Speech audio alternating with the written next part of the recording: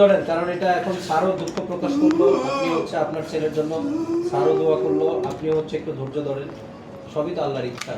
স্যারও অনেক চেষ্টা করছেন, অনেক স্যার স্যার আপনিও আসলে ফোন দিয়েছিলেন স্যার, খোঁজ খবর সবসময় নিয়েছেন, যোগাযোগ করছেন স্যার, আমি আপনার প্রতি কৃতজ্ঞ। আপনাদের সাথে আলাপ করছি সবসময়, কি করা যায়। জি স্যার, সবার স্যার আবার বলতো কয় ফাদার আবার বলছে তুমি একদিন প্রেসিডেন্ট হবো। আমি বলছি বাবা তোমার এই কথা স্যারের কথা স্বর্ণাক্ষর হয়ে থাকবে। আজকে